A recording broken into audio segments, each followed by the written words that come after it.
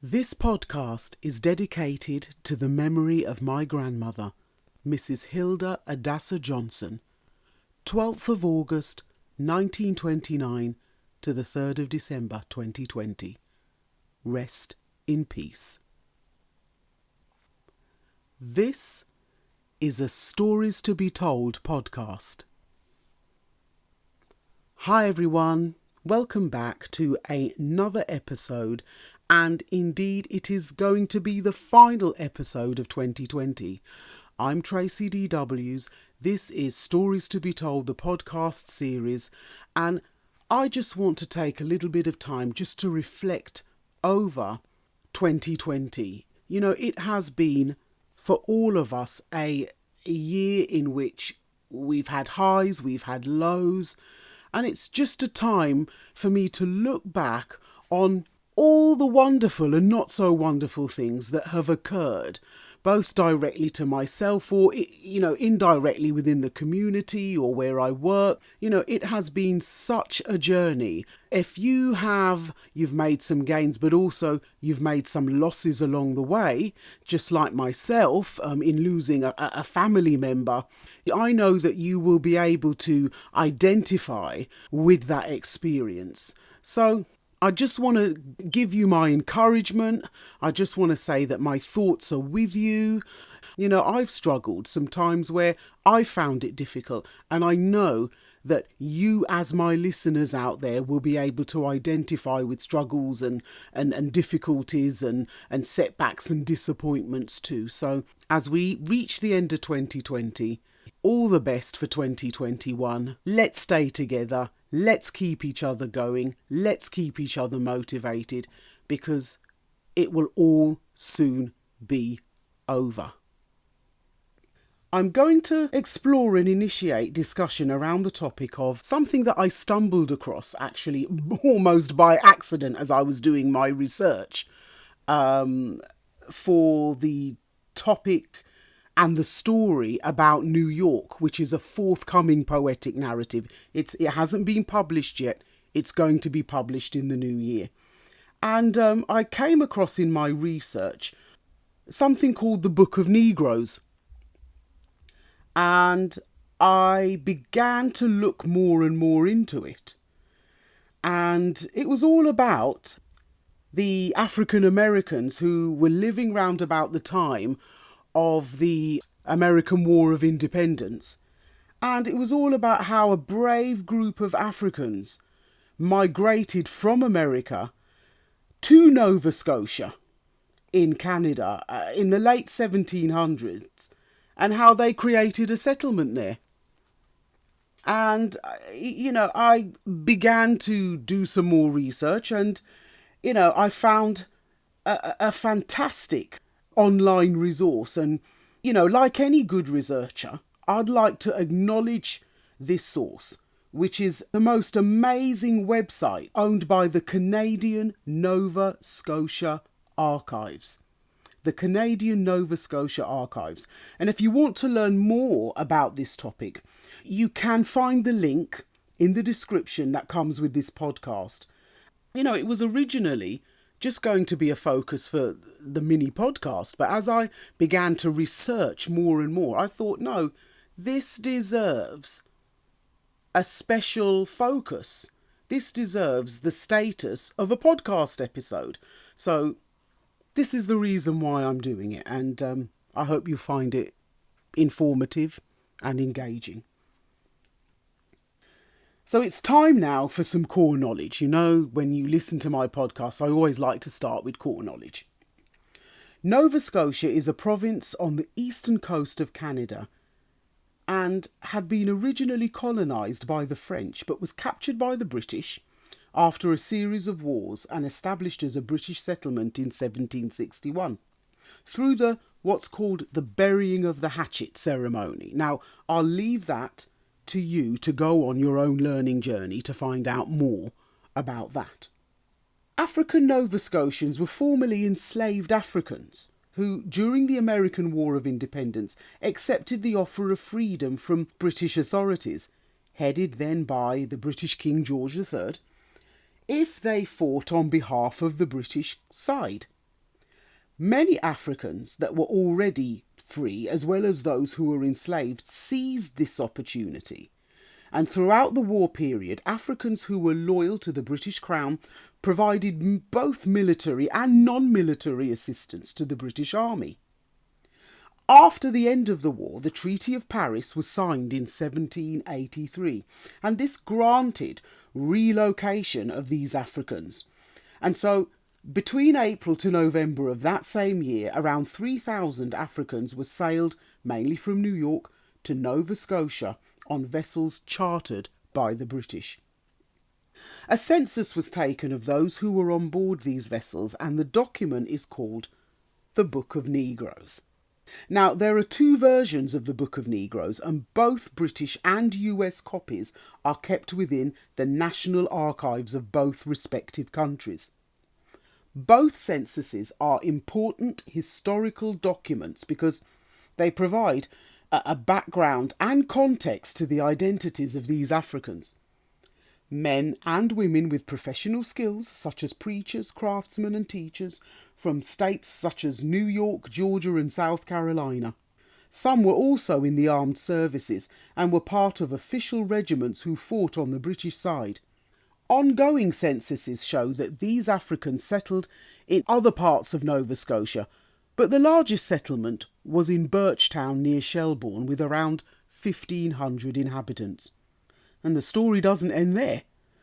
The War of 1812 instigated another offer of freedom by the British to enslaved Africans who fought on the British side, and this brought a second wave of migration to Nova Scotia by the end of 1816. The Book of Negroes, I feel, is a topic that is not only worthy of focus for multiple learning journeys, but also historically significant for two reasons. The first reason is that I see this as a type of precursor to the Windrush journey in 1948, when around 500 Caribbeans accepted an invitation by the British government to reside in Britain after World War II. And through this we can explore various differences and similarities. Both Windrush and Nova Scotian events began as a single journey which evolved into a process of migration of Africans over a period of time. Both identified Africans with positive potential in possessing the skills, inner resolve and disposition to not only create a way of life for themselves, but also to contribute towards the infrastructure of a society. Both are also processes of how the dynamics of identity and culture within African communities grew and evolved.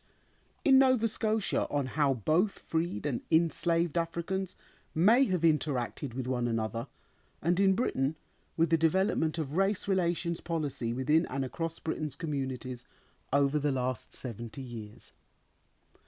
Both Windrush and Nova Scotians were also examples that show that freedom from slavery or freedom of movement did not necessarily qualify the right to be seen as equals with their European counterparts who were living in those respective countries at the same time.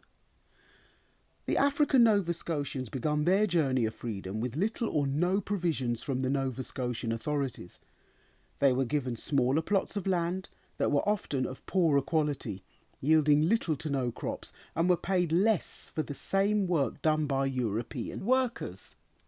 Those who migrated through the Windrush nearly 165 years later also took on low-paid occupations and experienced much hardship and prejudice while trying to be accepted into British society. Throughout the years since the journey of the Windrush, there have been acts of injustice towards those Caribbeans and their descendants. My podcast on HM Windrush mentions this, and my story Caribbean Wind is a celebration of Windrush Day on June the 22nd and a recognition of the Windrush as a significant event in modern British and world history. My second reason for focusing on this as a topic for this podcast is because I think that the era of the migration of Africans to Nova Scotia from 1783 can be looked at and explored more closely in how their fight for freedom also feeds into the narrative of the abolitionment of slavery by the British. This migration took place within a major transition where a shift in Britain's attitude to slavery was taking place. Now, I'm going to take a different perspective at this point and focus on the multiple examples of Africans who were actively engaged in the protests and campaigns to abolish slavery by the British. Africans were by no means passive recipients of policy and legislation. Throughout history, they were active participants, instigators, and leaders of many rebellions and uprisings across the Caribbean, America, and the Middle East. So one of the earliest examples of resistance, for example, was the Zanj Rebellion in 869 AD in what is now southern Iraq, where the Bantu people were brought from East Africa and they overthrew the Abbasid Caliphate and built an empire which lasted until 883 AD. There was the Gasparyanga Rebellion around 1570 in Mexico during Spanish occupation, and this rebellion is still commemorated to this day in the annual festival called the Carnival of Negritude. You also have the first Maroon War on the island of Jamaica in 1728, where the native Maroons refused to be conquered by the British, who had seized the island from the Spanish back in 1655. After years of conflict, the British were forced to concede to the Maroons, and an agreement was signed in 1740. In London, as early as the 1760s, the African population grew. Freed slaves were banding together and forming organisations to help improve their economic conditions. The hanging of Africans as a result of the Gordon riots in 1780 was one of many events that caused a turning point, and the process of emancipation became more prevalent. This was intensified by the publications of prominent Africans in Britain, such as Mary Prince's poetry in 1773, Ottobah Cucano's Thoughts of Sentiments in 1787, and the campaigner and abolitionist Olaudah Equiana's autobiography in 1789. A clear indication that the African presence had found a platform in London society and was adding momentum to the emancipation movement. The Haitian Revolution was without doubt the climax of this momentum as the largest and most significant slave rebellion in history. This lasted from 1791 to 1804 and saw the overthrow of the French monarchy, who had colonised the then Saint-Domingue, and the formation of Haiti as a sovereign state. This all happened during the aftermath of the French Revolution, the rise of Napoleon Bonaparte, and the start of the Industrial Revolution. 3 years after the Haitian Revolution, the British Parliament made slavery illegal in Britain in 1807, and then throughout its colonies in 1833. 4 years later, in 1837, marked the start of a new era in the British monarchy, that of a young Queen Victoria. Before I end this podcast, as usual, I'd like to leave you with some questions, some food for thought. What kind of social dynamic could have been created in a society where both freed and enslaved Africans lived side by side? Since the arrival of the Windrush in 1948, how has race relations policy impacted on the cultural and racial identities of Britain's African and Caribbean communities? And many of the African men and women who led the slave rebellions and abolition movement were of African royal descent. Who were they? And can you find out more about their contribution to the march for freedom? If you liked this podcast, then stay on my website, stay on this podcast platform, and you can check out my other podcasts about the seizure of Constantinople in 1453 by the Turks, or the Pink Map Project, or my last episode about the colonisation of Hong Kong.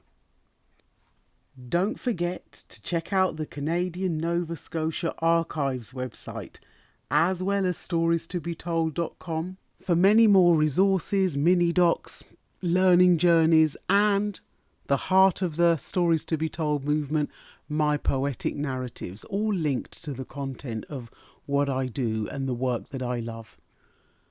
So, as we reach the close of 2020, I would just like to say it has been a pleasure and privilege to share my learning journey with you. And I encourage you, as always, to begin or to continue your own learning journey. I will be back on January the 2nd, 2021 with a brand new episode. I'm wishing you all a safe, healthy and enjoyable festive season, and I'll see you again soon.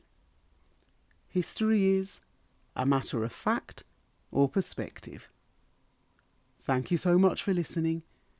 See you in 2021, and of course, I'll see you on the next page. Bye for now.